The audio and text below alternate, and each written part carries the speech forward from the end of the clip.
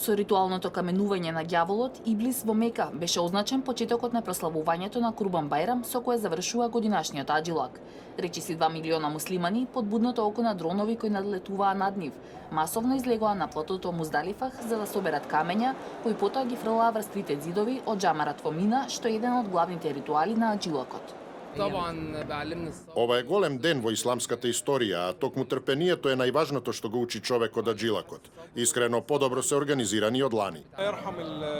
Аллах да ги благослови тие што загинаа лани, но годинава е одлично организирано и не наидовме на никакви проблеми.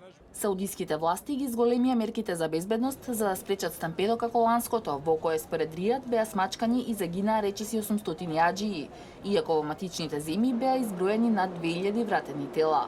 Големиот празник го одбележаа и бегалците и жителите во зоните на конфликти во Сирија во знакот на обновените мировни преговори и прекинот на огнот што го издействува Асад и Русија.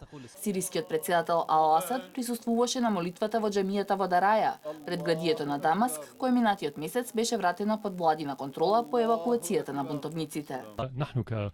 Пративме порака дека сириската држава е решена да ја врати секоја област од терористите, да ги обнови безбедноста, инфраструктурата и се друго, од човечка или материјална природа.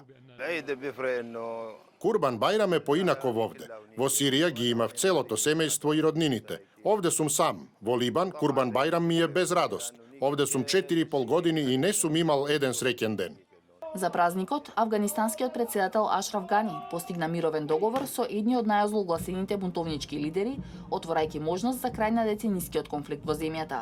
Во Турција пак, осомничени курдски милитанти детонираа автомобил бомба во близина на владини канцеларии во градот Ван, при што беа повредени десетици луѓе. Курбан Бајрам го одбележаа и муслиманите во Франција и во Кина.